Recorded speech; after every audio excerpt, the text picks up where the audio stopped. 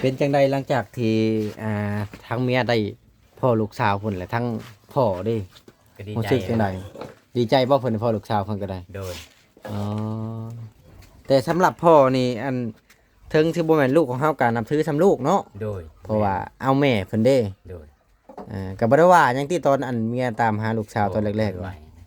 ยันว่าบ่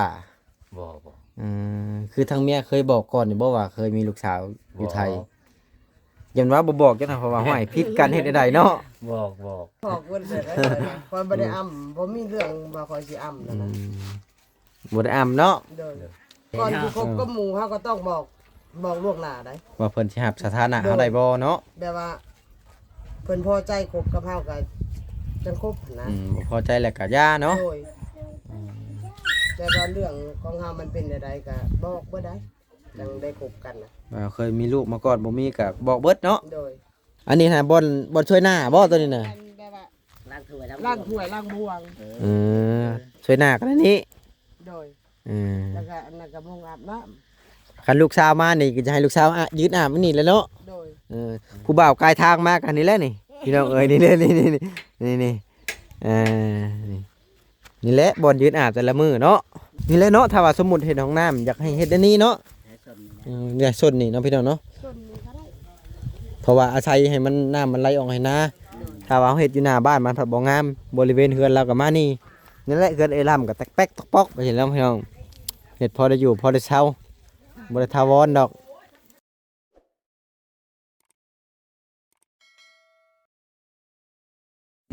นี่แหละพี่น้องเอ้ยทางเพิ่นก็กำลังเตรียมสิเฮ็ดเตียงหรือว่าบ่อนอยู่ไว้ท่าลูกสาวเพราะว่าเฮือนชาลานแป้นก็คือเฮ็ดนี่แหละเนาะมันบ่มีบ่อนอยู่บ่อนเช่าก็บ่ฮู้ว่าหลังจากที่ลูกสาวเดินทางมาแล้วนี่เพิ่นจะให้ลูกสาวนอนใช่นะพี่น้องหรือว่าจะให้ลูกสาวนอนในบ่แล้วทั้งเพิ่นสิออกมานอนนอกบ่ก็พอดีว่าสิถามความรู้สึกของทางผัวเพิ่นก่อนว่าหลังจากที่ทางเมียน่ะได้พ่อลูกสาวความรู้สึกทางผัวสิเป็นจังได๋อะไรว่าง่ายก็ได้เนาะเอาสบายดีไอ้ล่ำสบายดีไอ้ปอนสบายดีอ๋อโธ่พากันเฮ็ดเตียงบ่โดยเฮ็ดเตียงทาลูกสาวโดยอ๋อเอามาตั้งเอาเป็นจังใดหลังจากที่ทั้งเมียได้พ่อลูกสาวเพิ่นและทั้งพ่อเด้ก็ดีรู้ใจสึกจังใดดีใจบ่เพิ่นได้พ่อลูกสาวเพิ่นก็ได้โดยอ๋อแต่สำหรับพ่อนี่ถึงสิบ่แม่นลูกของเฮาก็นับถือสำลูกเนาะโดยเพราะว่าเอาแม่เพิ่นเด้โดยก็บ่ได้ว่าหยังที่ตอนเมียตามหาลูกสาวตอนแรกๆว่ายันว่าบ่คือทางเมียเคยบอกก่อนนี่บ่ว่าเคยมีลูกสาวอยู่ไทยยันว่าบ่บอกจังได๋เพราะว่าห้อยผิดกันเฮ็ดได้เนาะบอกแล้วก็ทางเจ้าก็บ่ได้ว่าเนาะโดยก็คือทางพ่อก็คิดอยู่บ่ว่าแต่ก่อนว่าสิได้เฮ็ดลูกสาวของเวลาไว้ขนาดนี้นะก็คิดอยู่ได้เป็นลง YouTube เนี่ยคือสิพ่ออยู่โดยเพราะว่าคนเมืองหลายอยู่บ่เพราะว่าข้อมูลมื้อน่ะมันบ่ได้ชัดเจนเด้ข้อมูลมื้อน่ะเนาะเวลาโดยเว้าก็ถึกแน่บ่ถึกแน่ผิดก็คือเฮ็ดนั่นแหละผิดถูกๆนั่นแหละผิดถูกมันก็บ่ได้แม่นว่าสิถูกทุกอย่างหันนะโดยแต่สิ่งที่เห็นน่ะก็คือมีคนรู้จักกันเพิ่นเอาคลิปทางเอ้ยล่ำนี่ไปให้เบิ่งเพราะว่าเพิ่นจำเอ้ยล่ำได้นะ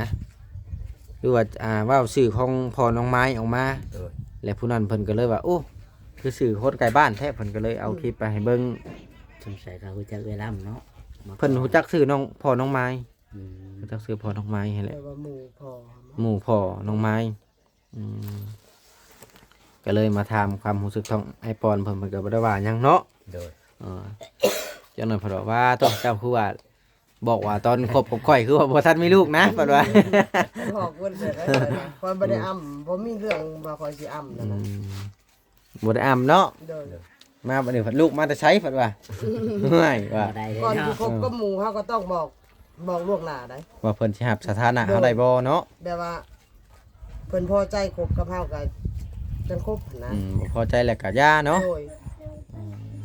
แต่ว่าเรื่องของเฮามันเป็นจังไดก็บอกบ่ได้ จังได้คบกันนะ เคยมีลูกมาก่อนบ่มีก็บอกเบิดเนาะ โดย แต่ว่าชุมเจ้านี่เป็นคนบ้านเดียวกันบ่หรือคนละบ้าน คนละบ้านแล้วอันนี้สิเชนวนผม เสนวนพ่นเจ้าน่ะ โดย โดย ทางใต้บ่เสนวน โดยแม่น อ๋อไปพ้อกันอยู่ไทยบ่ โดย อืมไปพ้อกันอยู่ไทยพี่น้องเอ้ยคิดว่าคนบ้านเดียวกันเพราะว่าบ่เอ็นมาแต่ละเทื่อก็ยังบ่ได้ถามนะแล้วก็ยังบ่ได้อัปเดตเฮือนชาติแล้วก็หากันมาอัปเดตมื้อนี้แหละเดี๋ยวสิอัปเดตรอบๆแล้วก็สิพา FC เลาะบริเวณรอบๆเด้อแล้วบางทีมีผู้หลักผู้ใหญ่เป็นอยากช่วยห้องน้ำก็มีได้เนาะเพราะว่าเฮาแต่ก่อนยังบ่ได้อัปเดตวันนี้อัปเดตของเราโว้โชคใหญ่หล่นทับไอ้ล่ำเห็นได้ใด โอ้ยใกล้แล้ว ใจมาก โดย เผื่อมีโชคเริ่มเข้าเนาะ บางทีมีโชคเนาะ โดย ว่าบ่ได้ได้คนเฮาเนาะบ่จ้อย แม่น ฮู้จักแต่มือเกิดได้คนเฮามือตายบ่จักอันนี้ก็ฮู้จักว่ามือทุกข์หวยมือรวยมันก็บ่จักอีกได้นี่ก็ได้ มีแต่ถูกเนาะ บางทีย่างไปขุดจิรอพดล่มคุมกรุบพดมีแต่ค้ำไปได้ ได้ใช่ดิ ได้ซะ รว อั ย น ได้ เด้ ใช่ รวยซ้ก็คือเตียงมีเตียงเฮ็ดเตียงนี่มีระบบไม้ปูอันนี้นะ บ่มีแหละ บ่มีถอแต่เฮ็ดไว้ โดย แต่วางแผนไว้ว่าสิเอาหยังปูซะบัดนี้นะ ว่าสิไปซื้อไม้สั่งไฟว่า ซื้อของคนในบ้านเนี่ยบ่หรือว่าซื้อบ่อน พูด อื่น แล้วบ้านคำเตย ไกลเติบบ่ โดย แพงบ่ แพงแหล้ว คันว่าเฮา 20,000 ลำ20,000 โดย โอ้ก็หลายล้านเติบแล้วนี่เนาะ โดย ผมเป็นชิปผมบ่จักนี่ คิดบ่พอแล้ว บ่พอเนาะมาจากไผมันน้อยเนาะ โดย เฮ็ดเป็นลำเลยบ่หรือว่า บ่เฮ็ดเป็นนิ้วเลย เอาพาเอา ผ่า ลำหนึ่งก็ได้อยู่3นิ้วเนาะ โดย ประมาณนั้นแหละ แม่น สาม ประมาณ10กว่าลำนี่แหละน่าสิพออยู่ มันเป็นยาวอยู่ สมมุติว่าลูกมาจะให้ลูกนอนทางไหนบัดนี้ นี่เด้อน อนเลยได้ หรือว่าเฮ็ดเตียงแล้วพ่อกับแม่อยากออกมานอนนอกบ่ให้ลูกนอนในบ่หรือว่าจังได๋ ได้เนาะ เนาะนอกก็ได้ไว้เนี่ย ขอแต่ให้ลูกมา ขอแต่ลูกมาก ลูกเนาะ โดย แล้วพ่อเนาะ โดย คือพ่อกับแม่เนี่ยกุ้มใจเรื่องใดเรื่องนี้นะกุ้มใจเรื่องของน้ำบ่เดี๋ยวนี้นะ โดย อืม เดี๋ยวว่ากลุ่มเรื่องเดียวนี่ก็แบบว่าห้องน้ำ เรื่องอื่นนี่บ่ปานใดเนาะ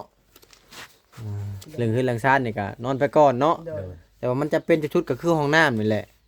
เพราะว่ามาหนึ่งน้องเพิ่นน่ะเป็นคนไทย อืม บ้านเพิ่นน่ะมีถูกครอบครัวแล้วห้องน้ำ โด นะ ย โดย ซองมายามเวลาที่เพิ่นอาบน้ำอาบใน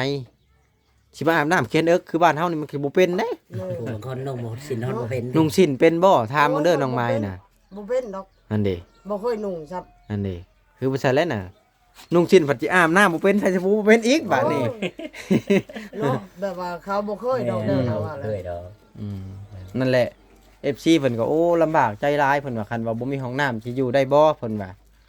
ก็จักที่ว่าจังไดแหละเพราะว่าคือปัจจุบันนี่ก็ทางเอ้ยล่ำแล้วก็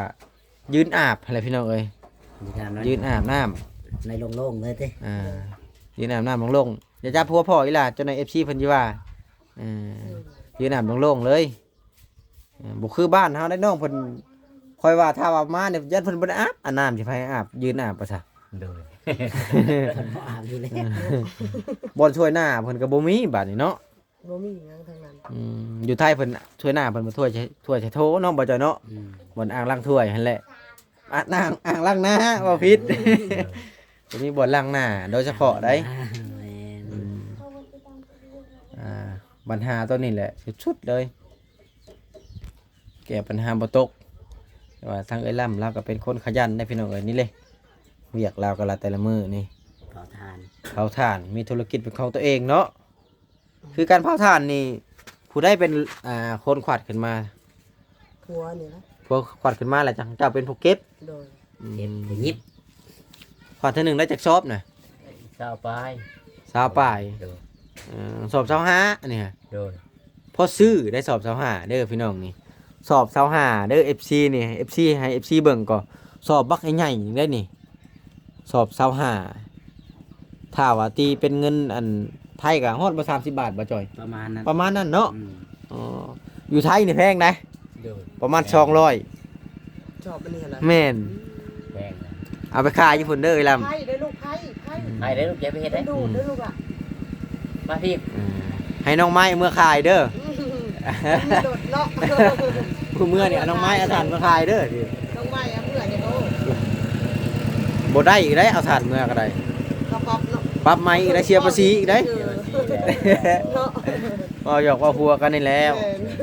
เพราะว่าเห็น FC คอมเมนต์มาโอ้บ่แอนคือถูกแทบเพิ่นว่าเงิน30 บาทเฮ็ดยังได้เพิ่นว่าแต่สำหรับบ้านเฮาเงิน30 บาทมันมีคุณค่าเนาะ อืม เพื่อจะได้เงิน25,000กีบนี่ ก็ยังยาก นั่งยากเพราะว่าอยู่บ้านเพิ่นมันผัดโอ้เงิน30 บาทเพิ่นว่าย่างเข้าอันอ่าเซเว่นได้กับได้ทาโร่ทงนึงเพิ่นว่า เนาะ ถ้าเราถึง1ก็30เลย เพิ่นว่านะตะกี้ว่าจังไดเนาะเอ้ย เด้อ เฮาก็เฮ็ดไปนี่แหละเพราะว่าเฮาบ่มีทุนเฮ็ดหยังกันเนาะ โดย ก็ บ้า ได้ น แบบว่าซื้อขนมให้ลูกกินนั่นแหละ บ่ได้ซื้อหมักพริกไปแดกแป้งนัว โดย ไปวันๆนี่แหละดีกว่าห้ามบ่เฮ็ดนั่นนะได้ก็ได้ก็เอา แม่นแหละใครกว่าอยู่ซื่อ โดย ๆคือขายถ่านนี่เพิ่นมาเอาเฮือนบ่ ไปส่งนะ ไปส่ง เดี๋ยว บอกเพิ่นมาบอกแล้วก็ไปส่งให้บางทีนะ อืม คันเอาดำสอบเขาก็เอาไปเลย อืมคันบ่แอนอยู่ใกล้นี่บ่แอนสิซื้อถ่านแล้วนี่แหละดัง แถวบ้านฮะผัดชอบโตน้อยๆนะชอบตัวน้อยกว่านี้ อืม สตัวเขียว ชอบเคี้ยวน้อยเด้ เนาะมัน น้อยกว่านี้ว่าสอบเกี่ยว มัน น้อยกว่านี้ได้ วันนี้ฉัน ตัว ก็ เขียว สั้นกว่านี้ชอบละ25,000อันนี้ก็ได้ โดย อันนี้ถือว่าถือ มันก็ใหญ่กว่าตัวนั้นน้อยนึง โอ้ใหญ่กว่าหลายเติบได้บ่จ่อยทางกว้างมันก็สิกว่าอีก อืมเกือบครึ่งหนึง ครึ่งพุ่นแหละครับว่าเกือบครึ่งต่อครึ่งพุ่นแหละอันนี้นะแก่มือคาอยู่บ้านข่อยเด้อ แต่มันบ่ใกล้เดี๋ยวโอ้ยไปแล้วแหละ ก็บ่ไกลนะบ่จ่อยเนาะประมาณ7-80นี่แหละเนาะ 7-80กิโลติ 7-80กิโลนี่แหละ น้ำมันบ่ได้พอเลย แต่ว่าเรื่องน้ำมันเนาะมันแพง กะเงินค่าถ่านพวกเจ้าก็บ่ได้เฮ็ดหยังดอกก็ใช้น้ำมันกลับไปกลับมาก็เบิดแล้ว มันต้องเอาไปอันนั้นเนาะ น้ำมันผลิตละ42ก็ส่วนนะแอดช่างน่ะ41ปลาย40ปลายหั้นนะหรือว่า41ก็ส่วนน่ะสิแพงกว่า เป็นจัง4ปีนี่จะได้พากันเห็นนาบ่หืม นั่นแหละ น้ำมันแพง น้ำมันแพงเด้ เนาะ แพงกันในเฮ็ดนั่นแหละ อืม เพื่อสิหาเงินเห็นหน้าอีกเว้ย เดี๋ยว เงินแสนหนึงได้แต่2ลิตร โดย 100กว่าบาทได้2ลิตร ดูว่า อ่า ไปซื้อว่าอัน เกื เดี อย บ200อะเด้ 180พุ่นแหละ 180 บาทเท่าไหร่ 180บาทได้2ลิตร อืม จะไปซื้อบ้านได้เท่าไหร่น่ะ 50บ่เต็มกระตุกน้ำมันรถจักร ได้ลิตรหนึง นิดเดียว นิดเดียวเนาะ50นะ นิดเดียว ฮะ ลิตรไปปลายน้อยหนึง ปลายมันนิดเดียว 42ว่ะ อ่า นิดเดียวครับ แม่น เป็นภาษีเก่าตายดอกเนาะ โดยตายแล้วให้บ่ได้สิลงน้ำมันเลยเนาะ โอ้ที่ว่าจังได๋ล่ะเศรษฐกิจมันอ่าแบบสิแหละวุ่นวายเพิ่นก่อสงครามอยู่บ้านเมืองเพิ่นผลกระทบไปทั่วโลก โดย ทั่วหมดได้ผลกระทบนี่มันยังก็ขึ้น มันยังก็ขึ้นมันยังก็แพง มีแต่ราคาข้าวของเฮาแล้วบ่ขึ้น โดย โล5,000กีบผัดว่า แม่น ปุ๋ยก็ขึ้นได้ แม่น ปุ๋ยก็ได้ เส้นขึ้นเนาะเรา แนวอื่นก็ขึ้นเบิดบัดบ่ได้ไล่บ่ว่าเฮาซื้อปุ๋ยมาใส่ข้าวหั้นนะเขาว่าปุ๋ยขึ้นหั้นนะ โดย คือว่าไล่เฮาแน่น่ะ เนาะ บัดข้าวเฮาว่าบ่ขึ้นบัดห้ำบัดแพงก็ได้ห้ำก็ได้ซ้ำกับข้าว เนาะราคาห้ำกับแม่ความเจ้าอยู่บ่ล่ะ แพงราคาห้ำนะซ้ำกันเลยบ่ได้แตกต่างอีหยัง แม่น จักสิว่าจังไดบาทนี่พี่น้องเอ้ยก็มีแต่ว่านี่แหละเฮาก็วอนทางผู้ใหญ่ใจดีเนี่ยน้องบ่จ่อยเนาะ แม่น มันจะได้ห้องน้ำห้องในให้เพิ่นบ่ถ้าเป็นไปได้ก็ห้วย อย่าได้เฮือน จะได้เฮือนได้ซ่านให้เพิ่นพุ่นแล้วเพราะได้มันอยู่แบบว่าเสาที่มันถาวรเนาะ โดย คือเสาไม้นี่เพราะว่าทั้งหลุมมันกุดได้พี่น้อง พูดแล้ว ได้เห็นว่ามันเป็นเกลือมันกุดแล้ว ปวกกินเนาะ ปวกมันก็ขึ้นตามมันนี่ได้นี่ เช้าไปซื้อครับ เสาไม้ยังมันก็กินเบิด โดย อันคันเช่าพังมันบ่ปานใดเนาะ แม่น คันตั้งก็สิโอเคเนี่ยตั้งบ่ซั่นนะตั้งบ่ใช่ FC เบิกดีถามไปได้บ่เอ็นเป็นหยังฝั่งลาวเพิ่นคือมักตั้งเฮือนยามลมมาบ่ย่านบ่ มันโงยบ่ ย่านมันเอาไปย่อไปป้าบนอื่นนะเพิ่นว่า โดย แต่มันก็บ่ไปเด้ โด ก็ ย คือว่าบ่เห็นเฮือนหลังใดไป แม่น มันก็คือว่าพออยู่พอเช้า อืม นี่แหละเอาก็ซั่นก็สิให้ทางเอ้ยล่ำพาไปเลาะเบิ่งดินดอนตอนหญ้าหรือว่าบนวางแผนตั้งบ้านตั้งช่องในอนาคตนั่นแหละ โดย เอาไปเอ้ยล่ำไปให้ทางไอ้ปอเล่านี่แหละเฮ็ดเตียงก่อนพี่น้องเอ้ยอืมทางเราก็ดีใจได้พ่อลูกเมียก็ซ้ำพ่อลูกแล้ว เลาะแท้นี่แหละก็ เดี๋ยวไปเบิ่งบอนอาบน้ำเจ้าก่อนแบบว่าต้องขั้นตอนแรกนี่ต้องให้สาธิตให้ FC เพิ่นเบิ่งเลยได้ โดย สิอาบได้ติ อืม อาบน้ำมีบ่ อืมสาธิตจะซื้อบ่แม่นว่าสาธิตบ่แม่นว่าโยดทัวตัวเองได้ เก อืม ขั้นตอนสิตั้งน้ำ อืม นี่เด้ อันนี้นะบอนช่วยหน้าบ่ตัวนี้น่ะ อันแบบว่า ล้างถ้วย ล้างถ้วยล้างบวง เออช่วยหน้ากันอันนี้ โดย เออ แล้วก็อันนั้นก็บ่งอาบน้ำ คันลูกสาวมานี่ก็จะให้ลูกสาวยืนอาบไว้นี่แหล้วเนาะ โดย เออผู้บ่าวกายทางมากันนี่แหละนี่พี่น้องเอ้ยนี่แหละนี่เออนี่แหละบอนยืนอาบแต่ละมื้อเนาะ โดย ตะเขียดจังไดแหละพี่น้องเอ้ยบ่มีคนบ่มีก็คือบ่มีใดพี่น้องเอ้ยคือห้องน้ำเนี่ยบ่แม่นว่าสิได้ง่ายๆเด้อเนาะเอ้ยลำเนาะ สร้างมันได้ง่ายไผสิไปเฮ็ดเนาะ เพราะว่าราคาอีกอย่างมันก็แพงนะ ปูนกระสอบหนึ่ง80เนาะ 80ปลายเด้ 80ปลายเลย เกือบ90แล้วว่า อันนี้ แถ 85 วนี้มันก็บ่คู่กัน 85เนาะ แถวบ้านเฮา ต่อไป 85 ให้กระติกละแสนพุ่น สอบละแสน เนาะ อืม แล้วเฮาสิได้บ่แบบว่าค่าแบบว่าเฮาก็บ่มีรายได้อีหยังอะนะ อืม อืมขั้นต่ำเฮ็ดห้องน้ำก็เบิดเป็น10สอบพอได้เนาะ ตันหนึงก็เนาะ เพราะว่าเฮาก่อปกติเทพื้นเทคานเนี่ยก็เบิดประมาณ10 แม่น 10สอบ 10 30ปลายมันแล้วแต่เนาะ แม่นแต่ว่าอันนี้ก็เป็นสวนพักเนาะ โดย โอ้ทุกปีนี่ต้องเฮ็ดสวนพักบ่เอ้ยลำ โดยก็เฮ็ดทุกปีนั่นแหละ อืม แต่ว่าแล้วข้าวแล้วน้ำแล้วก็เฮาก็เฮ็ดนะ เฮ็ดอันนี้เนาะ โดย อันหัวผักบัวหลายๆที่ทั้งไอปอนเราให้น่ะเอาอันนี่บ่ให้ค่อย โด นะ ย บ่จอยก็ได้แล้วบ่จอย ได้ คนที่มานี่ทั้งพวกไอ้ล่ำเราให้ทุกคนนี่แหละเฮ็ดกินแบบ ตามพันเนาะ แบบพอบ่ได้ซื้อหมูเนาะ โดย แบบว่าธรรมชาติบ่ได้ใช้ปุ๋ยใช้ยา แต่ว่าอันนี้ฮะกินบ่ได้แล้วมันแก่แล้วเนาะ มันมีดอกเลย มันคมแล้ว มีแต่ว่าผักขะแหนะบ่นั่นน่ะ ผักอันนั้นนี่ หอมป้อม ต้นคือเป็นผักขะแหนะแท้ เอ้ามันกำลังจะดอก อืม มันแก่ ให้ดิหมักแตงแล้วก็มึงแน่พี่น้องเอ้ยโอ้แบบว่าแบบหากินแบบ ธรรม พอ ชาติ เพียงปลูกแบบว่า พอบริซื้อหมูเนาะ โดย คือพักนี่คือแต่ละปีนี่คือจะบริซื้อหมูเลยเนาะ บ่ได้ซื้อเลยแบบว่าเฮาขวัดแล้วก็หัวมันก็เอาไว้ต่อแนวพี่ได้ ตัวกินก็กินเนาะ กินก็กินนั่นนะ อ่าแต่ว่าส่วนหลายก็ได้ขายบ่ไว้ บ่ได้ขายนะ มีแต่กินอย่างเดียว โดยแบบว่าปลูกพอได้กินนะนะ ปันพี่ปันน้องเนาะ โดย นี่แหละเฮือนชานกับพี่น้องเอ้ยนี่เด็กคือเฮ็ดนี่แหละ จักสิว่าจังใดอันนี้บ่ว่าอันบดคูณไว้เสียดเฮือนเฮ็ดชานเนาะ ความบังหาอยู่นี่หว่า ตั้งเป้าหมายเฮ็ดเฮือนจักเช้าอันนี้น่ะ เฮาก็เฮาได้อยู่นะแบบว่า แล้วแต่แฮงเฮาเทิงเนาะ โดย อืม หักจักปีได้แล้วยังบ่จัก น้อยน้อย เรื่องอันย่อเรื่องไงนะเพราะว่าเฮายัง ยังบ่รู้เลย ยังบ่รู้ ยังบ่ฮู้เนาะว่าสิได้หรือบ่ได้เนาะ โดย แต่ก็วางแผนไว้นะอนาคต อนาคตข้างหน้า แบบว่าวางแผนไว้อนาคตข้างหน้าคือว่า ถ้าสมมุติว่าได้ห้องน้ำนี่สิเฮ็ดได้ไดสมมุติว่ามีผู้หลักผู้ใหญ่มาช่วย อืม เจ้าสิเฮ็ดทางใด ตัดสินใจ สมมุติหั่นนะ โอ้ยเนาะ มักทางใดนะอย่าว่าสิอย่ามักอยู่หน้าบ้านโธ่ มันก็บ่มักคือกันหน้าบ้านแต่ว่า ข้างๆ เวลาแขกคนมาเนาะ ใครสิเฮ็ดห้องน้ำอยู่ห้องน่ะอันแรกอันอยู่หน้าบ้านมันก็ตัวบ่คือหั่นนะ บ่คือเลยบ่แม่นแนวอ้างคนเนาะ เฮ็ดนี่ก็ได้นะเฮ็ดเนี่ยเนาะแบบว่า แม่นและ พอก็อยากลบๆเนี่ยได้ห้อง คันขักสุดก็เจพุ่นแหละไปพาย่างไปเบิ่งดู